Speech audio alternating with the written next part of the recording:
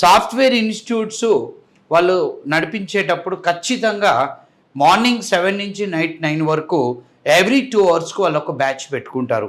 అంటే 7 to 9 ఒక batch, 9 to 11 ఒక బ్యాచ్, 11 to 1 ఒక బ్యాచ్, 2 to 4 ఒక బ్యాచ్, 4 to 6 ఒక బ్యాచ్, 6 to 8 ఒక బ్యాచ్. ఈ విధంగా వాళ్ళు ఆ యొక్క సమయాన్ని డివైడ్ చేసుకొని మల్టిపుల్ బ్యాచెస్ రన్ చేసుకోవాల్సిన అవసరం వాళ్ళకి ఎంతైనా ఉంటుంది.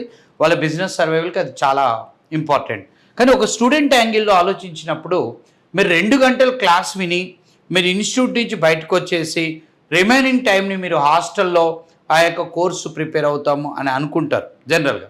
బట్ అది ఇంపాసిబుల్. ఇప్పుడు అమీర్పేటలో మీకు కోర్సులకు వచ్చిన స్టూడెంట్స్ ఫెయిల్యూర్స్ అవ్వడానికి మెయిన్ రీజన్ ఇదే, తను కేటాయిస్తున్న సమయము. సో దీని విషయంలో ఇన్స్టిట్యూట్స్ కూడా కొద్దిగా జాగ్రత్తలు తీసుకోవాల్సిన అవసరం ఉంటుంది. సో 2 అవర్స్ మీరు ట్రైనింగ్ ఇచ్చినాక రిమైనింగ్ వాళ్ళకు ఒక 4 అవర్స్ 6 అవర్స్ కంపల్సరీ ఇన్స్టిట్యూట్స్లో వాళ్ళని ఉంచి ప్రిపేర్ చేసినప్పుడే స్టూడెంట్కి రిజల్ట్ వస్తుంది, తర్వాత ఇన్స్టిట్యూట్కి కూడా రిజల్ట్ వస్తుంది.